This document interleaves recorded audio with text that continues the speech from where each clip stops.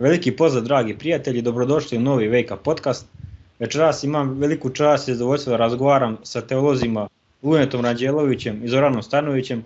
Pa eto, Lune, Zorane, hvala vam puno na izvodnom vremenu i dobrodošli. Hvala lepo i hvala za priliku da mogu da učestvujem u ovom razgovoru, intervju, u ovoj emisiji. Također ja se pridružujem zahvalnosti na poziv i bit će mi drago da dam neki skroman doprinos razumevanju onoga o čemu budemo razgovarali i pozdravljam sve one koji će nas pratiti. Da. Eto večerašnje snimanje počet ćemo sa jednim stihom iz Mateja iz 24. glave. Pa eto, ovaj stih kaže: čućete ratove i glasove o ratovima. Gledajte da se ne uplašite, jer to treba sve da bude. Ali još tada nije posledak. Eto sad, znači bili smo svedoci da na internetu kruže te aktualne priče vezano za ovaj rat između Rusije i Ukrajine, da može doći do nekog nuklearnog sukoba koji će uništiti zemlju. Pa me eto sad zanima vaše mišljenje, da li se te sad špekulacije uklapaju sa gore navedenim stihom? Eto, Lune, možemo krenuti od tebe. Svakako, ovaj 6. stih, da bi se pravilno razumeo, ne treba da ostane izolovan. Ako je izolovan i samo se on citira, onda može da se dođe u pogrešni zaključak. Ako se stavi u kontekst, onda zaključujemo da je on deo 24. poglavlja Evanđelja po Mateju, u kojem se nalazi Isusov razgovor sa učenicima svojim i u tom razgovoru se nižu najave mnogih zbivanja, događaja u budućnosti u odnosu na Isusa i njegovih učenika i onda naravno i do samog kraja. Prvo što bih naglasio, to je ovaj razgovor, pa i ovaj stih o ratovima o kojem Isus govori. Isus o tome razgovara sa svojim učenicima. Znači, ovde nije prisutna publika, druga, masa sveta okolo, više ljudi, hiljade njih, kako je vrlo često bilo. Ovde Isus razgovara isključivo sa svojim učenicima. Znači, prva važna stvar je da su ovo poruke Isusovim sledbenicima. To je prvo što bih želeo da naglasim. Drugo, ratovi o kojima se ovde govori, čućete ratovi i glasove ratovima, gledajte da se ne uplašite jer treba da to sve bude. I onda stoji deo stiha koji, ako se zaboravi, ako se na njega ne obrati pažnja, može da nas uvede u zabludu, u pogrešno tumačenje, u eventualno tumačenje da će jedan rat biti posljednji i uništenje sveopšte, kao što je Nenad i kazao u svojoj najavi. Ali šta kaže taj posljednji deo 6. stiha? Isus kaže: ali nije još tada posledak. Prema tome, nijedan rat, prema onome što Isus objavljuje, pa i nuklearni rat, neće biti poslednje. Nijedan rat neće prouzrokovati kraj istorije ove naše planete. Znači, totalno, potpuno uništenje ratom ne dolazi u obzir na osnovu ovoga teksta koji smo ovde primetili. Isus kaže: čućete ratove i glasove o ratovima. O čemu se u stvari radi? Radi se o tome da rat je na neki način veliki drug grehu. Greh i rat idu zajedno. Mi znamo da je i začetak greha, začetak rata je sa prvim grehom i kaže u Otkrivenju postarat na nebu. Prema tome, ratovi idu uporedo sa grehom i oni se odvijaju zajedno sa grehom. Povećavaju se opasnosti, povećavaju se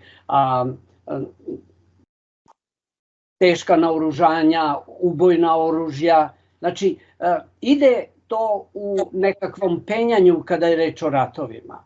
Ali kad bi jedan sveopšti rat, znači rat atomskim oružjem koji bi uništio potpuno život na našoj planeti, onda bi to bio dokaz da onaj koji je stvorio naš svet ne može da ga kontroliše. Znači, ako bi se dogodilo da velike nuklearne sile upotrebe oružje. Oni ga imaju dovoljno da bi mogli da unište ovu našu planetu potpuno, život na ovoj našoj planeti, i to ne jednom, nego više puta. Kad bi se to dogodilo, onda bi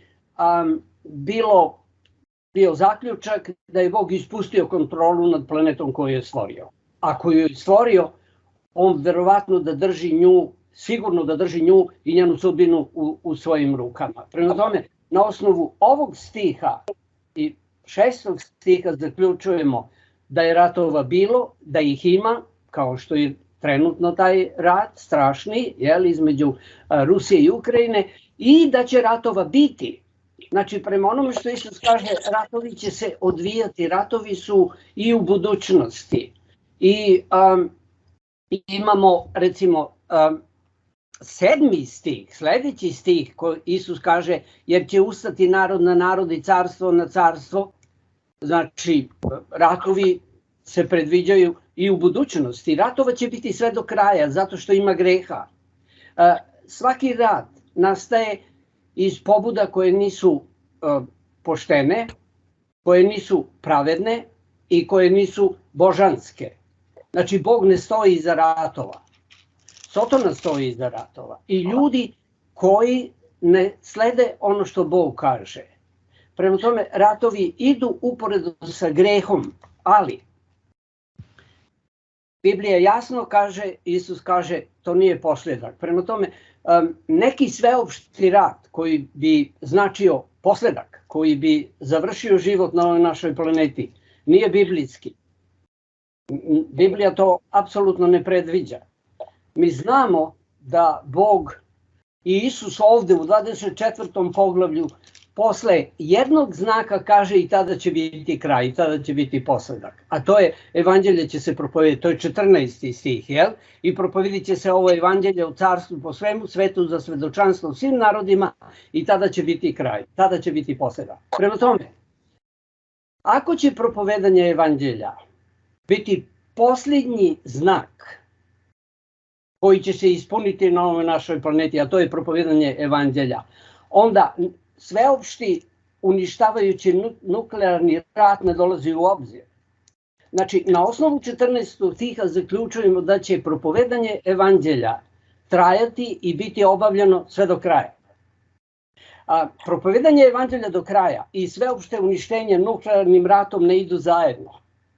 Sveopšti nuklearni rat koji bi uništio život na našoj planeti bi zaustavio propovedanje evanđelja. Ako bi svet bio uništen, svaki stanovnik, svako ljudsko biće ubijeno u jednom nuklearnom ratu, onda evanđelje nema kome da se propoveda. Prema 14. stihu, a to je kontekst, to je sadržina, prema 14. stihu evanđelje će se propovedati sve do kraja.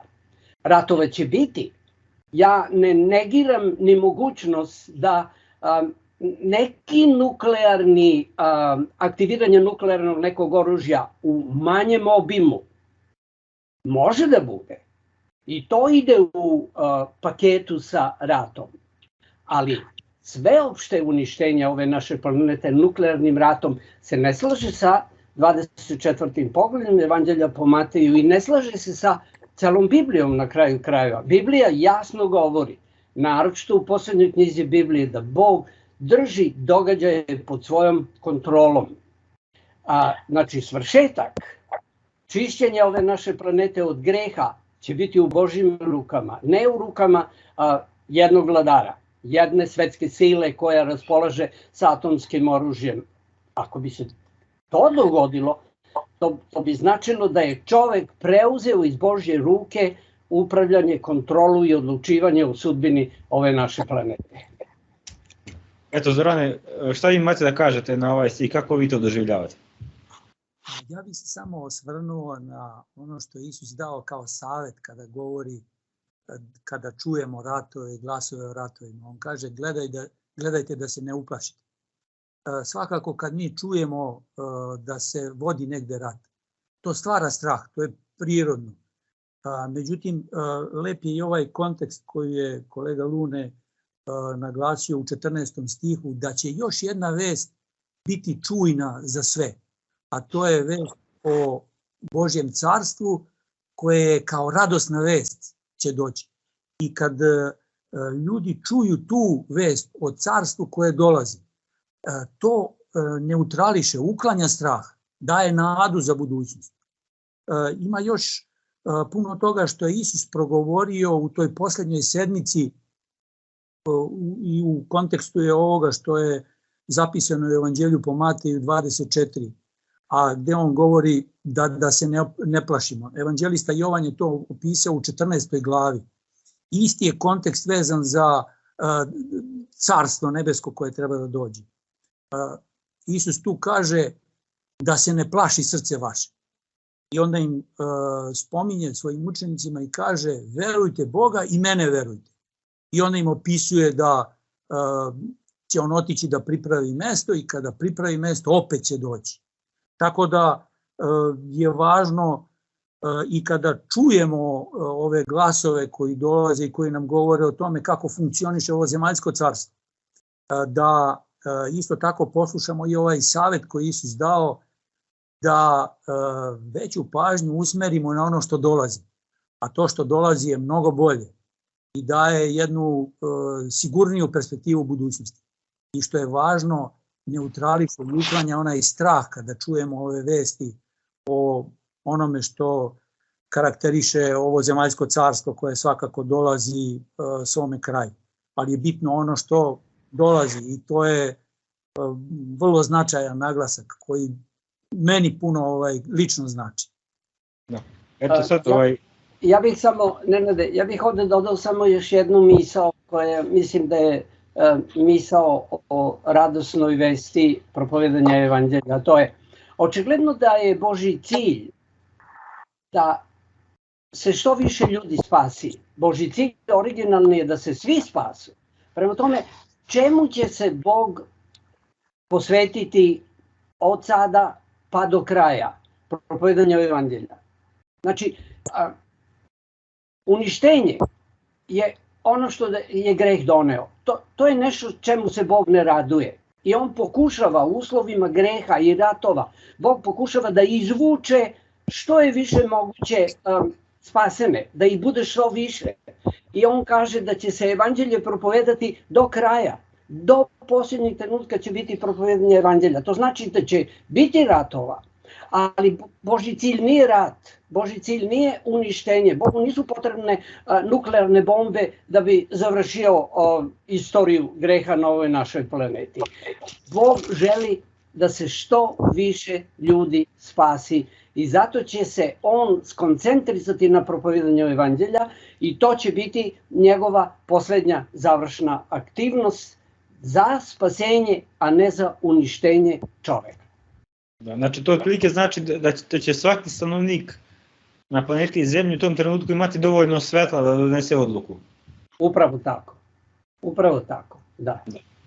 Eto sad kada smo na ovom 24. poglavlju koje je jako zanimljivo, tu isto ima jedan stih koji verujem da je mnogo koristan i da se baš odnosi na današnje vreme, a on kaže izaći će lažni proroci i prevarit će mnogi. Eto pa sad Zoran, za vas pitanje, znači svi smo svedoci da su protekle 2,5 godine kružile razne te informacije vezano za koronavirus. Eto, mnogi su najavljivali da je to neka preteča žiga zveri, da će da nas čipuju, da će da nam ubacuju neke implante, da ko ne bude imao taj implant neće moći da kupi ni da prodaje to i na kraju vidimo korona je prošla pre otprilike neka 3 meseca i više o njoj niko ne govori.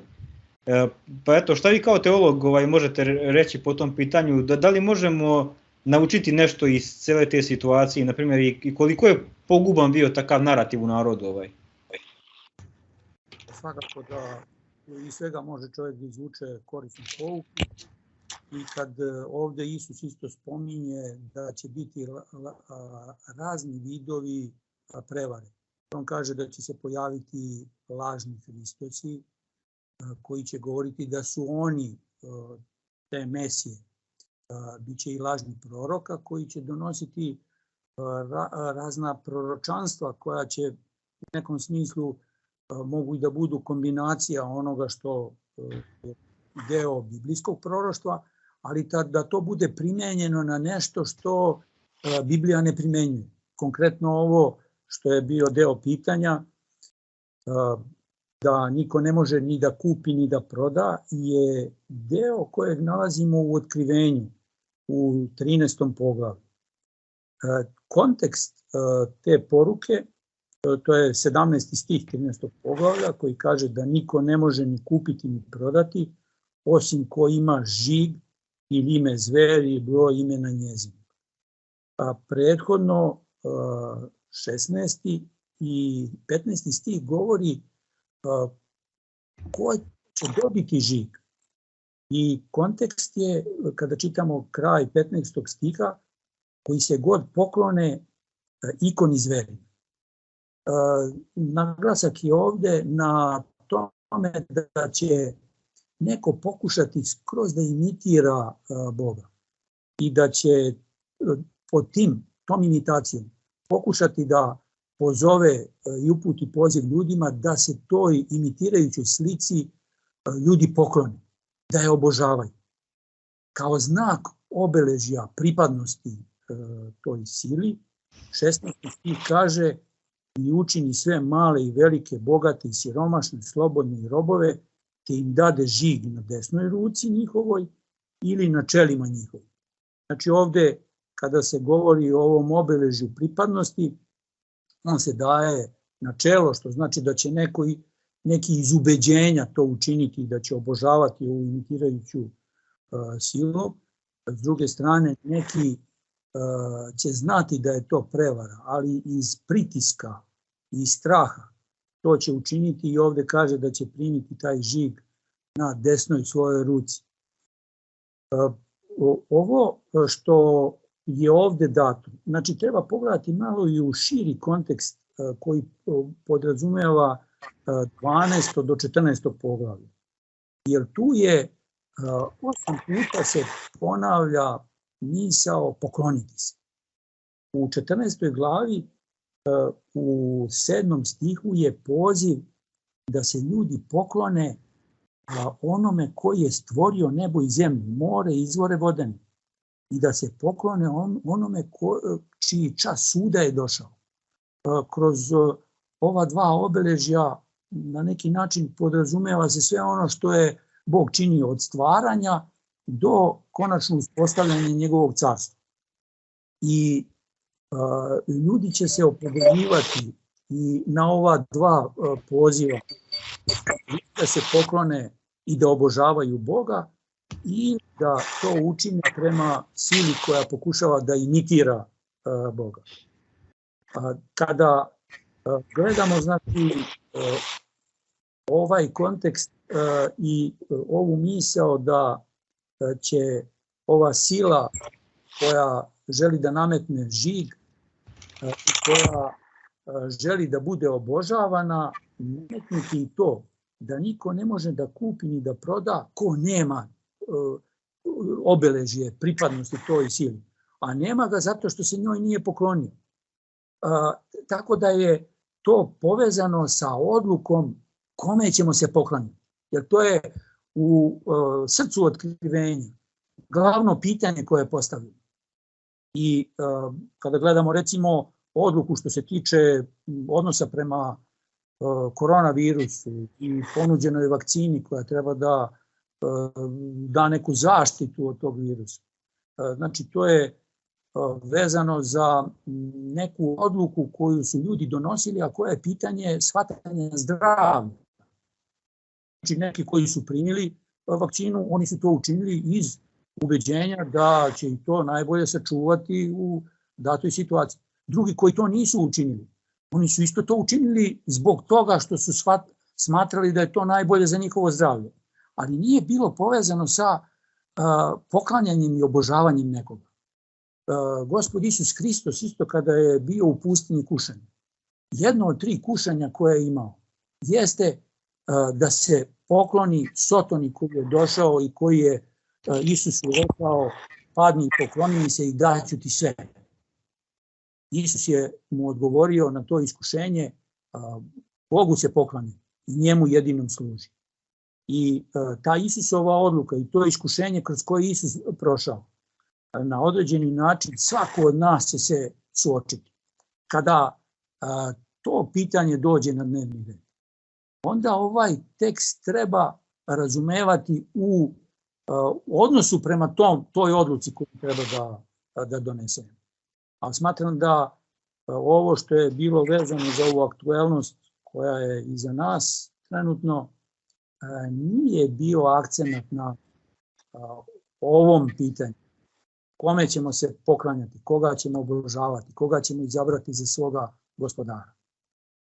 Eto, Luna, kakav ti imaš komentar na ovo? Eto, zanima me, šta ti misliš, da li je opasan taj duh koji se javlja u narodu, na primjer, da eto, kada ljudi koji nisu teolozi počinju tako da komentarišu te vakcine i sve to i počinju da spajaju ta dva koja veze nemaju jedno sa drugim?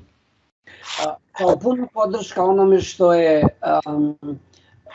teolog i pastor Zoran Stanojević kazao, ja lično smatram da sve to što je u otkrivenju je samo podizanje aktivnosti, pojačavanje onoga što originalno imamo u Evanđelju po Mateju 24. poglavlju. Recimo, stih koji si Nenade čitao kao uvod za ovaj razgovor, ovu diskusiju je izaći će mnogi lažni proroci i prevarit će mnoge. Znači, akcenat se stavlja ovde na prevaru. Ja ponavljam da je Isus sve ove reči u 24. poglavlju izgovorio svojim učenicima. Zašto? Prvo svojim učenicima. Zato što prevare su vrlo opasne ako deluju, ako se pojavljuju među onima koji veruju u Boga. Da bi neko bio prevaren, u osnovi treba da bude da je na dobrom putu, a onda je prevaren, onda je zaveden. Prema tome, ovo je jako važno za Isusove učenike, za njegove sledbenike. Ono što će u otkrivenju biti, kao što je prorečeno, ponovo za cilj ima koga? Ima za cilj one koji veruju u Boga. Ja lično verujem da neprijatelj, koji je glavni prevarant, a to je Sotona, ima dve mogućnosti. On ima mogućnost i on radi na tome da prevari i da zavede i da budu izgubljeni oni koji ne veruju u Boga. On tu ima mnogo lakši posao. Njegov mnogo teži, delikatniji posao je da prevari koga? Da prevari one koji veruju. To je u stvari njegov cilj, jer ako 11. stihu 24. poglavlja po Mateju dodamo 24. stih, kao da Isus ponavlja, šta kaže? Jer će izaći lažni Hristosi, u redu, to se ponavlja, i lažni proroci, i pokazat će znake velike i čudesa da bi prevarili, ako bude moguće, koga? Izabrane. Kad se spominju znaci i čudesa u prevarama, to mene neodoljivo vodi u prvog prevaranta, u ono koji je prvi počeo da vara, to je Sotona.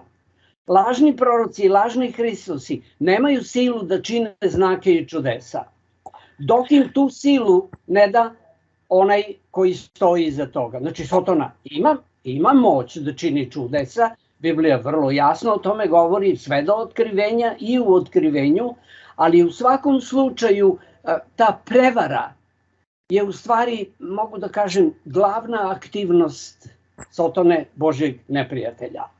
On za to mora da ima svoje saradnike, to su lažni Hristosi, oni koji se predstavljaju kao Mesije, kao spasitelji, lažni proroci koji najavljuju ono što u stvari Biblija ne najavljuje. Tako da u svakom slučaju mi koji verujemo u Boga smo glavna meta ovih prevara i glavni izazov. I mi tu treba da budemo zabrinuti. Ja sam lično, iz svog ličnog iskustva bio iznenađen kada sam video koliko ljudi koji veruju u Boga i koji otvaraju Bibliju su pali pod zamku prevare, čak i u vezi sa covidom, sa koronom i sa vakcinom. Ja sam slušao mnoge lekare, hrišćane, koji su tvrdili upravo ono što je Nenad dao u svom uvodu, a to je šta se sve nalazi u vakcini. Nedavno je jedna vrlo dobra vernica mene kontaktirala sa glasom koji nisam mogao da prepoznam, znači došla je korona. došao je COVID. Kaže, nikada u životu nisam bolesna kao sada. A ja znam, pre ovog događaja, ona je negirala ne samo vakcinu kao sotonsku zamku i sotonsko oružje, nego i koronu je negirala. I sad je doživjela ono što je najstrašnije. A ja je onda pitam, a šta je sa vakcinom, da li si se vakcinisala? A ona kaže, nikada. Kažem, zašto? Zbog toga što postoje, i sad ona ima neku svoju teoriju, kaže, ja sam to čula od najboljih lekara. I lekari mogu da budu zavedeni i prevareni. Ja nisam lekar. Ja smatram da znam neke stvari iz Biblije i da to mogu da podelim sa ljudima. Ali ona kaže, lekari, stručnjaci, vrlo poznati lekari kažu, jedna od 3 vakcine kad uđe u ljudsko telo nastupa i trenutna smrt. Zamislite tu stvar. Prema tome, ja čak vidim, znači, ako se pojavi jedan problem u svetu kao rezultat greha i korona, COVID je rezultat greha, vidite kako neprijatelj odmah stupa u akciju i odmah nastoji da prevari. I da prevari ako je moguće izabrane. Ja lično vidim da ima mnogo onih koji čitaju Bibliju, koji veruju u Bibliju, koji propovedaju Bibliju, koji na prvi pogled izgledaju da su posvećeni onome što Bog kaže u svojoj reči, ali su po ovom pitanju zavedeni i prevareni. Prevara, to je ono što je glavna stvar što Isus opominje učenike kad govori o budućnosti i o završnim događajima. Eto, slažem se sa tim, mislim da je to bio baš veliki problem, jer zapravo mislim da ljudi nisu ni bili ni svesni, ako tako ne znam, izađu javno na internet ili bilo gde drugde, a nisu kompetentni, znači nisu lekari i daju tako neki savjet, da li čovjek da uzme neku terapiju ili ne uzme, i taj na primjer čovjek njih možda posluša i ne uzme tu terapiju i izgubi život, da zapravo sigurno pred Bogom da kažem, njegova će krv pasti na njegovu glavu, mislim, jednim delom. Ali eto, sad Lune, to sam isto da te pitam, eto, pošto vidimo da je sada u 21. veku baš aktualan taj duh teorija zavera, koji možda predstavlja čak možda jedno i od najvećih iskušenja današnjice. Pa me zanima, eto, čitajući taj biblijski tekst, da li možda vidimo da je u nekom periodu istorije među tim biblijskim ličnostima vladao taj duh teorije zavere? Ako teorije zavere koje se očigledno sve više i više, kao da je to jedan novi specijalitet ovog našeg 21. veka. Bilo je toga i u prošlosti, ali nekako u ovo naše vreme je to sve prisutnije i mnogo veće i mnogo češće i mnogo raznih verzija teorija zavere. U svakom slučaju, ako pokušamo da to stavimo u biblijski kontekst, mi bismo mogli da pronađemo i u Starom i u Novom Zavetu detalje, dokaze, pojedinca ili određene grupe koja je bila zavedena teorijama zavere. Ali ja bih želeo da iz mog ugla, koristeći Bibliju, ukažem na poreklo teorije zavere. Prvi teoretičar zavere je u stvari sam Sotona.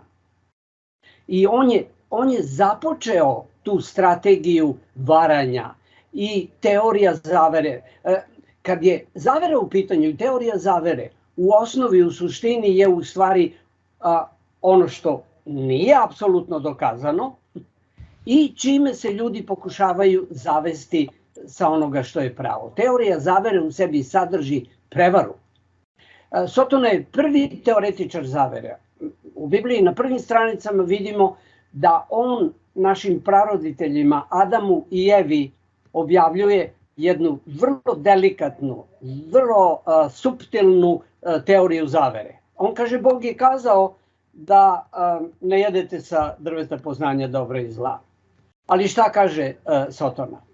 Ali Bog je u stvari ovim što je to zabranio, u stvari nešto sakrio od vas. Znači ima nešto u dubini, ima neka teorija. I onda Sotona iznosi tu teoriju kojom je baš doslovno prevario Adama i Evu. A to je, Bog zabranjuje da vi uzimate od ovog drveta zbog toga, ako budete uzeli, vi ćete biti šta? Vi ćete se izjednačiti sa Bogom, vi ćete se podići na jedan viši nivo. Mislim, to je jedna klasična prevara, jedna klasična teorija zavere koja je dovela, nažalost, do pada čovečanstva, do pada ljudskog roda. I stvari se kasnije odvijaju sve u ovom značenju. Zanimljivo je kad Biblija govori o prevari. Recimo, ima jako mnogo tekstova u Novom Zavetu u vezi sa prevarom. Ima ovde u 24. poglavlju, ima u Otkrivenju, ima u poslanicama apostola Pavla. Uvijek je upotrebljena jedna grčka reč planao, koja kad je tražite u značenju, prevedenu na naš jezik, ja sam bio iznenađen kad sam pogledao značenje te reči planao. Značenje kaže ovako: da se zavede neko sa pravog puta na lažni put. I teorije zavere u svojoj suštini imaju ovu prevaru, da bi se neko zaveo sa pravog puta na lažni put. I zato ja to povezujem sa 24. stihom 24. poglavlja Evanđelja po Mateju, da budu prevareni, ako je moguće koji, da budu prevareni izabrani. Prema tome, te Sotonine strategije, da se prevari, kaže da se zavede sa pravog puta na lažni i da se zavede na stranputicu, to je jedno od objašnjenja grčke reči prevara. Prema tome, ja lično smatram da je jedan prilično savremeni sotonski izum je teorija zavere. Sa kojim ciljem? Da bi bili prevareni ako je moguće izabrani. Ja se bojim da teorije zavere ubiraju svoje žrtve među hrišćanima, među onima koji veruju u Boga, među onima koji čak drže Bibliju u svojim rukama. Neki će čak Biblijom opravdati strategije teorije zavere i verovaće laži, jer u Bibliji kaže da će mnogi verovati pre laži nego istini. Teorije zavere mogu da zvuče toliko zanimljive, toliko, znači sad neko je ušao u dubinu u koju drugi nisu ušli. Neko je saznao nešto što drugi obični ljudi ne znaju, obični vernici. I vrlo često kad mi kažemo da, ali mi se držimo onoga što piše u Bibliji, šta ovakvi kažu? Da, ali ti nisi ušao u biblijske dubine. Ti nisi shvatio neke stvari koje ja shvatam, a on je u stvari samo plen i rob teorije zavere. Zorane, kakav je vaš komentar vezano za ove teorije zavere? Meni je jako ohrabrujuće da čitam Davidov život. Bio je izložen mnogim neprijateljstvima. Car Saul je recimo jedan od zaverenika koji je tražio da ga likvidira. Čak kad čitamo njegove molitve, evo ja sam odabrao da pročitam par misli iz njegove molitve u 54. psalmu. On tu opisuje da ima problem od onih koji su silni, ali isto tako je imao i pridružene neprijatelje koji su dojavljivali caru Saulu njegovo kretanje. To su bili Ziferi.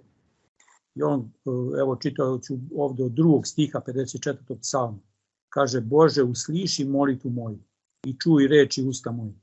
I sad izražava svoju molitvu. Jer tuđinu ustaše mane. Ovdje misli na Ziferi koji su slali te poruke o njegovom kretanju i dojavljivali stvari za tako. I kaže: silni traže dušu moju. Tako je bio onaj koji je bio najsilniji. Gle, Bog je pomoćnik moj. Gospod daje snagu duši moje. Pazi ohrabrenje i utehu predajući se u Božju zaštitu.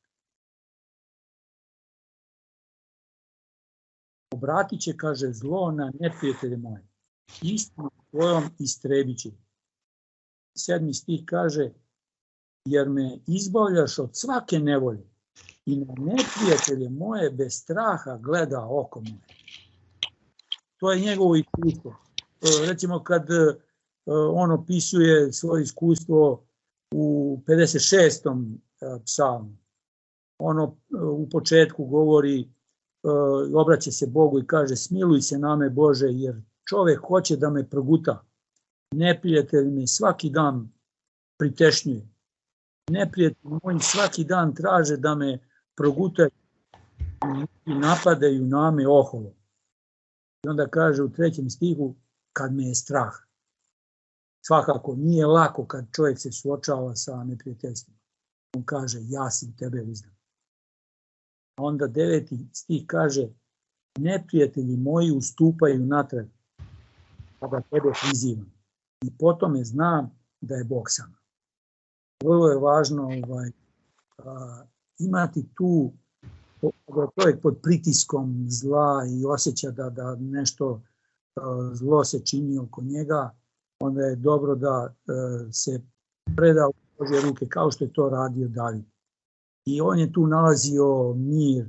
To je, neki psiholozi kažu, terapija Bogom. Terapija u poverenju prema Bogu. I to je lek za takve situacije. Tako da meni ovo lično kao čoveku puno znači. Ja se hrabrim sa ovakvim iskustvima koja su zapisana na stranicama Svetog pisma. Da. Eto, nastavljamo sa Matejem, 24. glava. Sad ću pročitati od 8. do 12. stiha. Evo, neki smo stihovi već obradili. I piše a to je sve početak stradanja. I tada će se mnogi sablazniti, i drug druga će izdati, i omrznut će drug na druga, izaći će mnogi lažni proroci i prevarit će mnoge. I što će se bezakonju množiti, ohladneće ljubav mnogih. Sad, to za lažne proroke već smo objasnili, ima ovaj dan i posljednja rečica koja kaže ohladneće ljubav mnogih. Pa eto, to ćemo sad probati malo da objasnimo. Vidjeli smo isto, dok je trajala ta pandemija, na primjer, da su ljudi, da je običan narod, da su optuživali lekare, kako ne znam, učestvovali u toj globalnoj zaveri, pa su onda te ljudi iz državnog vrha optuživali za taj, po znacima navoda, satanizam i sve te drugo. Znači vidimo da se baš vodila se ta jedna kampanja protiv tih ljudi i generalno protiv tih ljudi koji su u nekim pozicijama i tih nekih centara moći. Pa me eto zanima, Zorane, vaše mišljenje kao teologa, kako otrezniti ljude? Znači, da li postoji neki način da se ovaj naš narod, prosto rečeno, da se otrezni jednostavno, znači da dođe sebi od... Mržnja isto tako može da stvori neku pandemiju, da sa jednoga pređe na drugog i da na mržnju ljudi odgovaraju mržnju. Međutim, to je najopasnije za onoga koji mrzi. I ja sam slušao neke psihologe koji objašnjavaju da kada mi imamo neki objekat mržnje, kada tog objekta nestane, mi ostajemo sa tom mržnjom u sebi i često je reflektujemo prema drugima, a nažalost nekad prema onima koji su nam najbliži.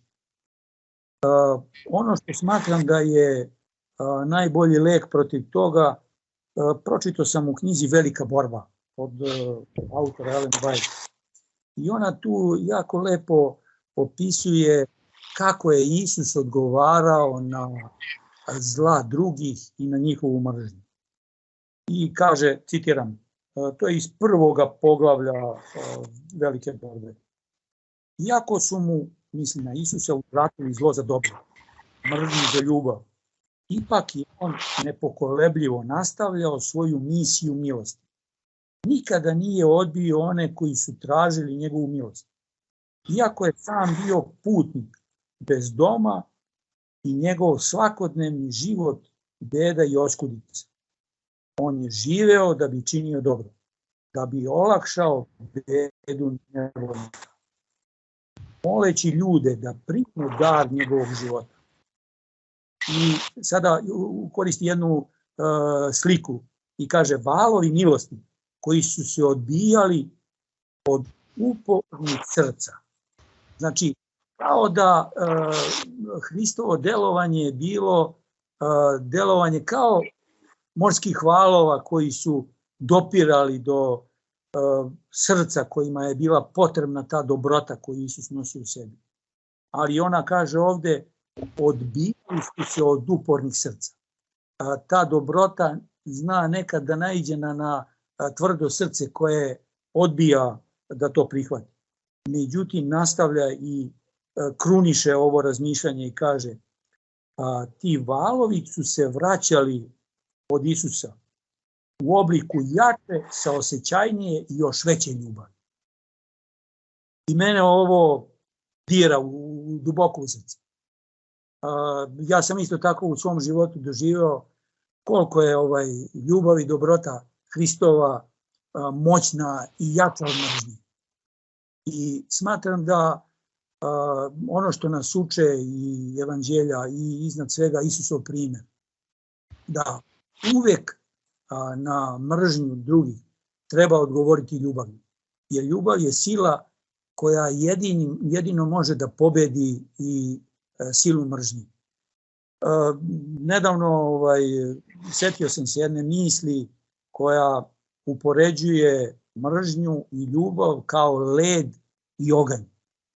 I ona kaže: ako vatra ljubavi ne istopi mržnju leda, onda nije bila dovoljno jaka. Onda je treba, kao što je Isus učinio, pojačati. I za mene je ovo jedini put da se zlo nadvlada dobrim. Lune? U svakom slučaju, vrlo sam pažljivo slušao teologa Zorana Stanojevića i potpuno se slažem s tim da taj odnos mržnje i ljubavi je u stvari vrlo aktuelna danas u svetu i verujem da je to na neki način kao na nekoj vagi. Jer Biblija je postavila vagu.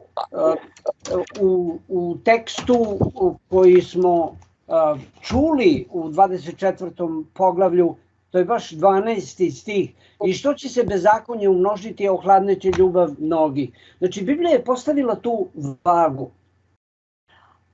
Kad se množi bezakonje, ljubav se na tasu vage spušta.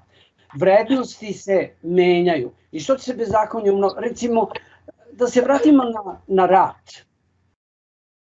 Osnovni problem u ratu je šta? Bezakonje. Koje kao rezultat ima mržnju. Mislim, koji je rat bez mržnje? Koja je sila koja goni ljude da ubijaju druge, da ruše, da uništavaju? Apsolutno to je nedostatak ljubavi, mržnja je u pitanju.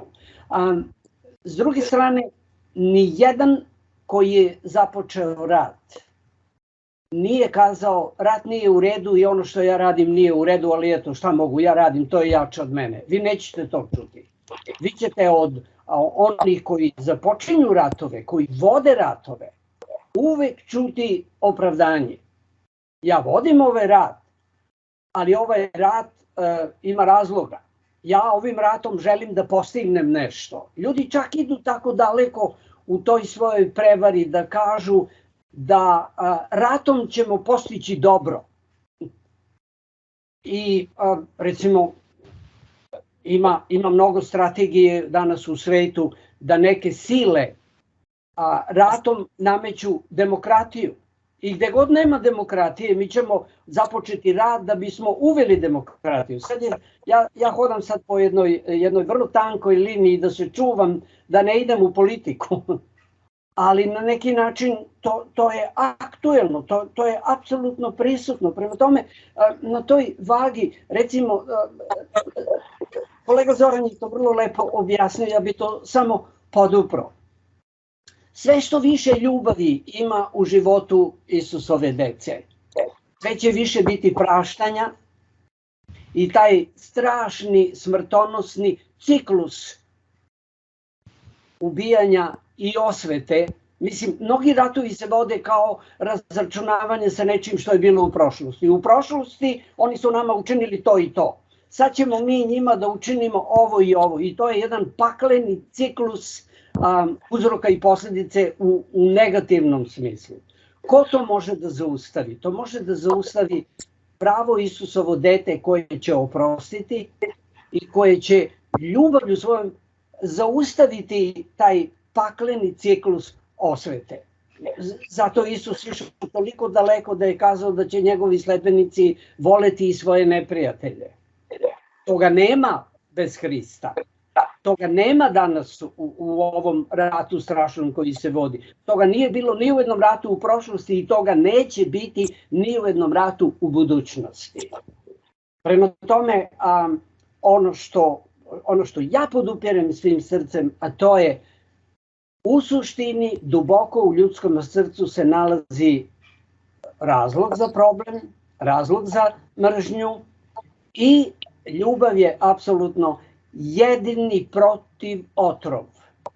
To je ono što je Isus naglasio, to je ono što je Isus kazao, to je ono što je Isus dao. Znači taj princip ljubavi nas vodi u praštanje, taj princip ljubavi nas vodi u to da zagrlimo našeg neprijatelja. I tu i tamo mi danas vidimo to kao neke iskre, kako je neko se pokazao kao prijatelj i kao neko koji prašta usred ratnih vihora i ratne strahote. Ali to su biseri, to su toliko retki primjeri, uglavnom masa biva zavedena i prevarena. I mislim da nam je Isus dao jasno u svojoj reči recept kako da ostanemo mirni, kako da se držimo onoga što je Bog kazao i kako da ne stajemo na stranu zla, bilo u ovoj verziji ili u onoj verziji. Nema u ratu pravednog. U ratu ima samo dve grupe onih kod kojih je ljubav ohladila, a mržnja se povećala. Koja je zaista realna opasnost koja prijeti čovječanstvu? Na što bi trebali da obratimo pažnju? Prema onome što vidimo u ovim stihovima, apsolutno ono na što bi trebalo da obratimo pažnju, to su prevare. Jer mislim da smo to jako često spominjali, Matej 24, 24, to je prva stvar. Druga stvar koja je opasnost je da grehom i posljedicama greha naša osjetljivost na ono što je pravo i što nije pravo da potpuno otupi. Da mi izgubimo oštrinu onoga što je pravo i što nije pravo. Znači naša moć rezonovanja, rasuđivanja. Recimo imamo u karakteristiku pretpotopnog sveta koji su bili tako zaokupirani grešnim stvarima, lošim stvarima, kaže da nisu ni osjetili dok je došao potop. Najveća opasnost ove naše generacije i generacije koja živi pred Hristov drugi dolazak je da otupi u svojim osjećanjima i da ne osjete kada dođe kraj. To bi bilo strašno i to će biti strašno. Znači, oni, Isusovi sledbenici, ona Isusova deca koji drže Bibliju u svojim rukama, su osjetljivi i treba da ostanu osjetljivi, da primete ono što se događa, da pravilno tumače ono što se događa, da ne padaju kao plen zavere i da budno i svesno dočekaju kraj, a to je Isusov drugi dolazak. Pretpotopni svet je imao tragediju u tome što nije osjetio da je došao potop. Onda neverstva, krivoverja, to su opasnosti koje prete danas pojedincu, koje prete danas čoveku, koje prete ljudima i mislim da bi o tome trebalo ozbiljno voditi računa. Zorane, kakav je vaš komentar na ovo? Ja ću podeliti s vama nešto što imao iz jednog dela Jürgena Moltmana. On je analizirajući celu uočio da kroz veliku istoriju Svetog pisma Bog je onaj koji dolazi. On je došao Adamu i Evi kad su se grešili, došao je Kainu kada je postao bratoubica, došao je preko Noja i poruke za pretpotopni svet. Došao je onda kada se gradila Vavilonska kula, koja je bila znak neke pobune novog tipa posle potopa prema Bogu. Došao je u Sodom da nađe 10 ljudi da bi poštedeo ovaj grad koji su bili na strani dobra. Došao je u egipatsko ropstvo da bi izvadio izraelski narod iz ropstva, dao im jednu najveću transformaciju od ropstva u slobodu ih je uveo. Došao je u Vavilon da izvadi judejski narod iz ropstva. Došao je kao utelovljeni Mesija da bi spasao celo čovečanstvo. I Jürgen govori da Bog dolazi pojedincima, dolazi grupama, dolazi generacijama, dolazi čovečanstvo. Ali vrhunac njegovog dolaska je u onome što je on rekao, opet ću doći. I njegov ponovni dolazak je u stvari ono što treba da bude u fokusu oni koji ga čekaju, ali i ljudi koji čeznu za nečim boljim, za dobrim. Jer u Isusovom drugom dolasku propisat će se i na neki način dovršiti svi njegovi prethodni dolasci koji su opisani na stranicama Svetog pisma. Bog želi da kroz njegovo približavanje k nama i kroz taj lični susret koji možemo doživljavati sa njim, on nas priprema da bi se obnovila njegova slika u nama, da budemo ikona Božja. Kada su učenici pitali Isusa u ovom boravku na Maslinskoj gori pre nego što je Hristos bio predan i što su mu sudili i otišao na krst, oni su mu postavili pitanje u 3. stihu 24. glave, kaže: kakav znak je tvojega dolaska? Ovdje je izraz znak u jednini. Oni su tražili jedan znak. Semeija je reč koja se ovdje nalazi. Isus im je dao jedan znak. 30. stih. U stvari tu je jedino mjesto gdje se govori o znaku. I tada će se pokazati znak čovečijega na nebu. I tada će proplakati sve planine na zemlji. I ugledat će Sina čovečijega gdje ide na oblacima nebeskim sa silom i slavom velikom. To je ono što je primarno. Znači da Isus ponovo dolazi i fokus treba držati na njemu. Ako se posvetimo posmatranju onoga kakav je on bio, onda nas to na određeni način priprema da ne fokusiramo se toliko na te prolazne sekundarne stvari koje opisuju ono što će prethoditi Hristovom dolasku. Ono nam je dato iz razloga da se ne zbunimo kada vidimo da se događaju i takve stvari. Ali ovo je u središtu. I ovo istinski treba da bude u središtu i u onoj centralnoj pažnji naše. Mislim da to na određeni način rešava puno toga što može da nas odvede u određene stramputice. Eto, lepo ste to rekli. Eto, sad ću vas zamoliti da protumačite jedan stih iz Velike borbe, a stih glasi: Sotona proučava svaki znak slabosti ljudske prirode, vodi računa o gresima koje je svaki pojedinac sklon da čini i onda se trudi da ne propusti ni jedne prilike da zadovolji njihove sklonosti ka zlu. Eto, ako može samo objašnjenje ovog stiha, pošto to verujem da je jako koristan. Ako gledamo taj citat iz knjige Velika borba, ona nagoveštava da će doći i vreme velike nevolje. Ta nevolja će biti povezana i sa intenzitetom i pravcem ka kome ljudi ne donose samo jednu odluku, nego istrajavaju u tom pravcu.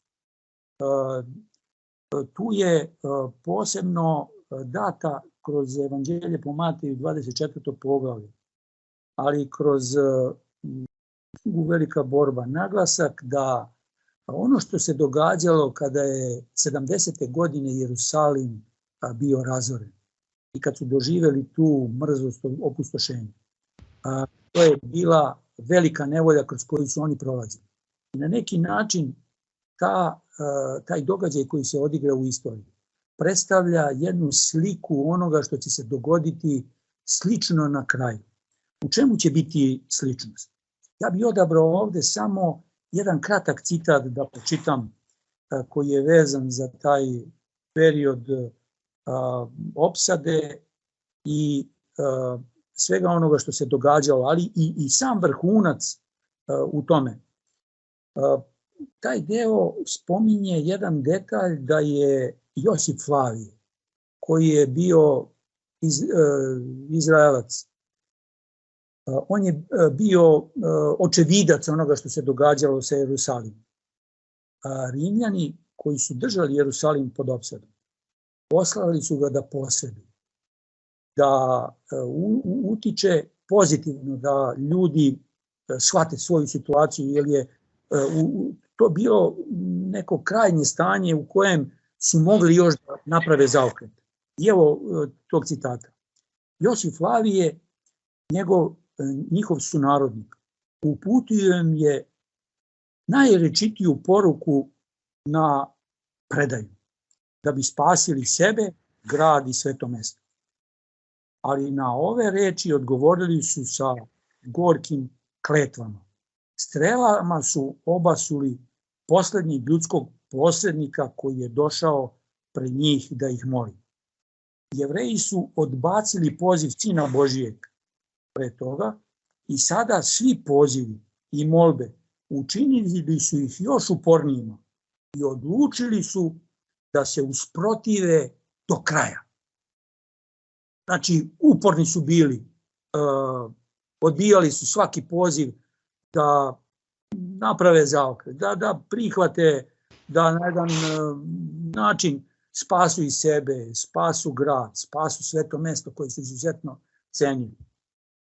I meni je ovo neka slika onoga što će ljudi na kraju isto tako doneti kao odluku.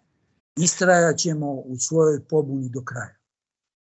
Kada to ljudi budu učinili, onda će izaći iz delokruga Božje milosti. I Bog će ih prepustiti da budu pod kontrolom onoga kome su se predali, koga su izabrali za svog gospodara. Nažalost, to će biti, i to je Božji neprijatelj, ali i ljudski neprijatelj. I neprijatelji ljudi koji su izabrali Sotonu da im bude gospodar. Kada se to dogodi, onda će Sotona činiti ljudima tako zlo kako je nezapamćeno. I to će stvoriti tu posledicu da će posledice ići do kraja. Kada se to bude zbivalo, onda će neko trebati da bude optužen. U tom slučaju će biti optuženi oni koji će biti na strani Božjoj. I Jeremija u 30. poglavlju govori da će izabrani tada proći kroz isto tako jedno retko iskustvo koje opisuje mukama Jakovljevi. Kada se vratimo kroz tu sliku koja je data o Jakovu, to je vezano za onaj trenutak kada je Jakov se vratio iz Harana u Hanan, da se susretne sa svojim bratom s kojim je bio u zavadi. I prebacio je sav svoj tovar, svoju porodicu i uputio je da krenu napred u susret Isavu. A on je ostao poslednji, molio se. I tad je doživeo jedno iskustvo da ga je neki nepoznanik napao. I on je bio u borbi. Ta borba je bila takva da je on počeo polako da shvata da taj protiv kojega se on bori mnogo jači od njega. I kasnije je shvatio da se borio protiv Boga. On je verovao Bogu, ali je u određenim osudnim trenucima oslanjao se na sebe, na svoju mudrost. I ta slika borbe sa Bogom kroz rvanje bio je prikaz do tadašnjeg njegovog odnosa sa Bogom. Bio je veran, ali ne do kraja. I onda jedan lagani dodir Božji je učinio da je Jakov tražio potpuni oslonac na Bogu. Potpuno se oslonio na njega. To je bilo i fizički, ali to je bilo i duhovno. I u tom iskustvu koje je stekao, on je tražio da ga Bog blagoslovi.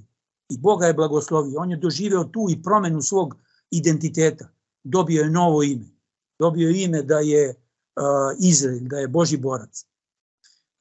Tako da ova slika Jakova koji od čoveka koji veruje dostiže taj nivo da se oslanja na Boga i da veruje do kraja, je opis tih muka kroz koje je Jakov prošao da bi doživeo to iskustvo. I Božji narod će isto tako biti u sličnoj situaciji. Bog će dopustiti da budu prokušani, da bi se pokazalo da su na Božjoj strani do kraja. S jedne strane, znači oni koji odbacuju Boga to čine do kraja i trpe posljedice tog izbora. S druge strane, znači taj period muka ili velike nevolje i muka Jakovljevih će biti možda na određeni način i posebno iskustvo za Božji narod. Jer će i Božji narod pokazati svoju odluku da je do kraja stao na Božju stranu. I ono što je ohrabrujuće kad se govori o tome, naglasak je da Božji narod će se kroz to izbaviti.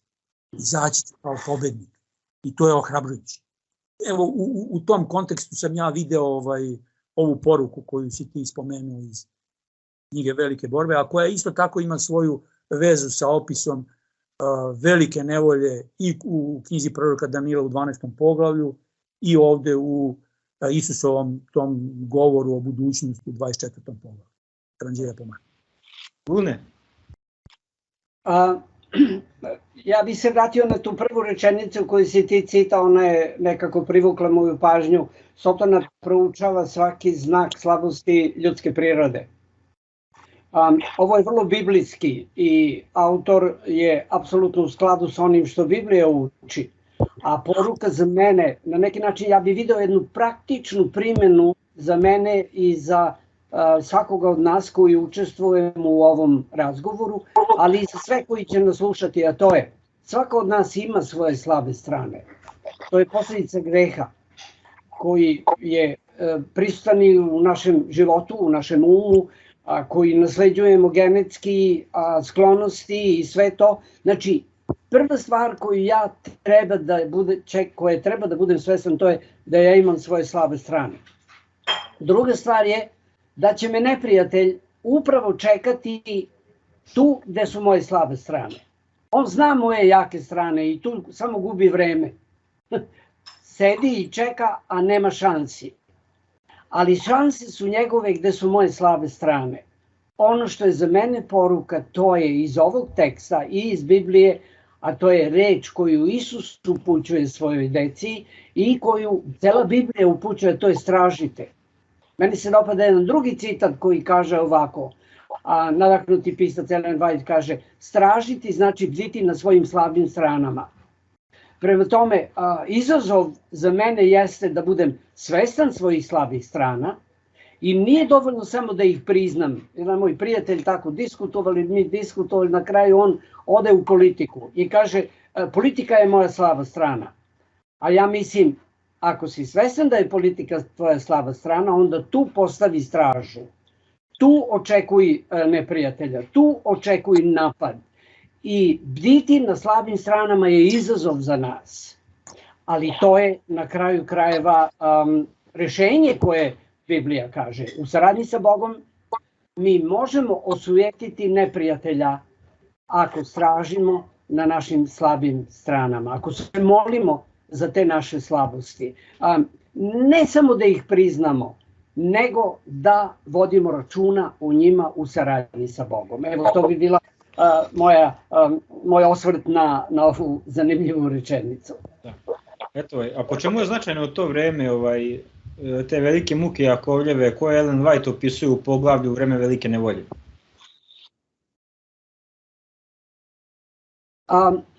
Koliko je meni poznato, vreme Jakovljevih muka nije vreme fizičkih patnji i fizičkih stradanja kojih će biti.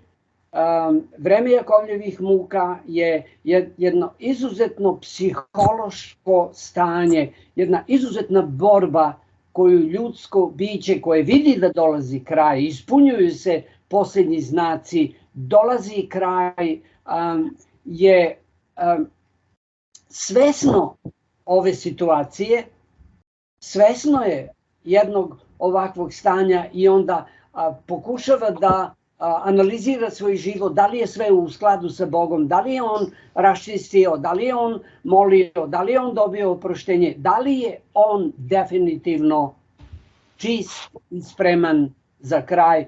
To su dakle te duševne muke, duševne borbe. Vreme muke Jakovljevo je rvanje jednog pravednika sa Bogom u tim završnim događajima. Tu ne mora da bude ni pitanje greha, tu može više da bude pitanje da li su gresi oprošteni. I opet varalica igra svoju veliku ulogu time što prikazuje nama naše grehe i naše slabosti. On ne govori o tome da je u Isusu Hristu to oprošteno, on pokušava da nas muči sa našim gresima i sa našim slabostima.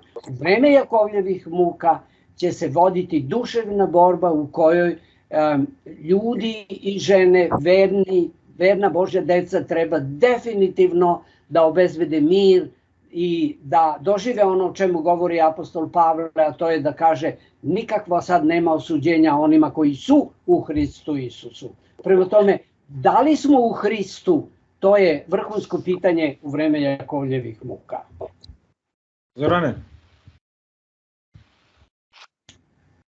Evo, ja sam dao svoj komentar, ali slažem se sa ovim razmišljanjem kolege Luneta, tako da u tom pravcu je i poruka koju iščitavamo sa stranice Svetog pisma. Eto, dragi prijatelji, došli smo do kraja ovog intervjua, nadam se da ste uživali. Pa eto, Lune, Zoran, imate li neku poruku za kraj našim gledalcima? U svakom slučaju, završna poruka bi bila da se oslonimo na Hristove zasluge, da u posljednjim završnim događajima se držimo ne sebe, nego da se držimo Hrista, njegovih obećanja, da se čuvamo da ne budemo prevareni na taj način što će naša vera biti utemeljena na onome što je Bog kazao.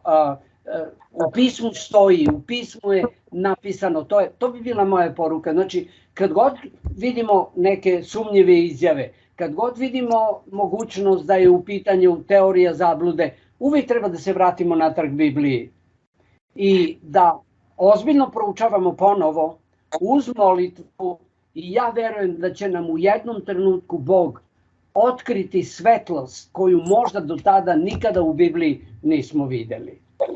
Mislim da je to pravi izazov i svaki problem u svetu, svaka teorija zavere, svaka laž i svako ratovanje treba na kraju krajeva da bude rešeno u životu jednog Božjeg deteta Biblijom i onim što bi... Bog će nam otkriti istinu. Bog će nam pokazati u čemu je stvar. Bog će nas sačuvati od laži. Bog će nas sačuvati od prevara jer smo izabrani. Samo ako se oslonimo na Boga i na njegovu reč. Ja bih kao završnu poruku pročitao jednu od završnih poruka koju je apostol Pavle pisao crkvi u Kolosi. 3. poglavlje od 14. stiha. I svrh svega toga obucite se u ljubav koja je sve za savršenstvo. I mir Božji da vlada u srcima vašim, na koje ste i pozvani, u jednom telu zahvalni budite. Reč Hristova da se bogato useli među vas, u svakoj premudrosti, učeći i savjetujući sami sebe s psalmima, pojenjem, pesmama duhovnim, u blagodati pjevajući u srcima svojim Gospodu. I sve što god činite rečju ili delom, sve činite u ime Gospoda Isusa Hrista, hvaleći Boga i Oca kroz. Želim da i da nas sve Gospod blagoslovi i da na određeni način uvek budemo svesni njegove prisutnosti u našem životu i da budemo Bogu zahvalni za njegovo vođstvo koje nam velikodušno pruža. Eto, dragi prijatelji, hvala na pažnji, nadam se da ste uživali. Eto, Gospodu, puno hvala na izvornom vremenu. Bogu hvala. Ja želim svima blagoslov i svaki uspeh i napredak u svakom segmentu života, a posebno u duhovnom. Ja. Mi obično kažemo amin, a prevedena reč amin u stvari znači neka tako bude. Neka tako bude, da. Eto, pa neka tako bude. Amen.